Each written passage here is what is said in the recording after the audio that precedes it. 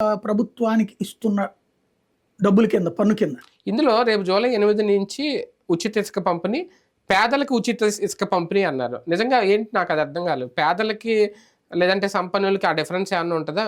ఇసుక తీసుకెళ్ళేవాడు పేదోడో కాదని ఎలాగా? అక్కడ కూడా రేషన్ కార్డు చూపించాలా? పేదల ఇళ్ల నిర్మాణం చేసుకుంటుంటే వాళ్ళ సొంత ఇల్లు అలా అడిగితే ఉచితమని అది జగన్ టైంలో కూడా చెప్పారు.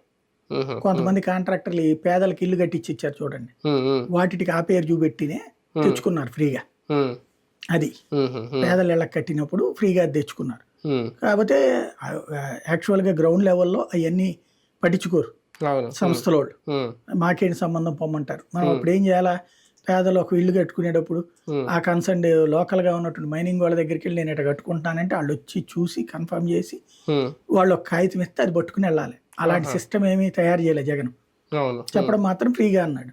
అప్పుడు ఏం చేశారు, వైఎస్ఆర్ కాంగ్రెస్ పార్టీ వాళ్ళు ఎవడన్నా ఎత్తుకుపోయేటప్పుడు ఇదిగో పేదలకు ఇల్లు అని చెప్పినా ఆ పేరుతో పట్టుకుపోయారు అనమాట. అది అంటే ఇప్పుడు కూడా అలాంటి సిస్టమ్ తీసుకొస్తారు. ఇప్పుడు అట్లాగేం లేదు. అంటే ఇప్పుడు పేదలకు ఫ్రీ అంటున్నారు.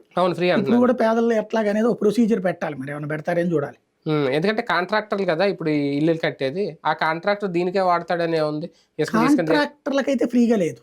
ఈ 88 రూపాయల సిస్టమ్ ప్లస్ ట్రాన్స్పోర్టేషన్ ఛార్జెస్ అవి ఉంటాయి. వాస్తవంగా ఇదివరకు 450 రూపాయలు అయ్యేది ఇప్పుడు 250 రూపాయలకు వస్తుంది.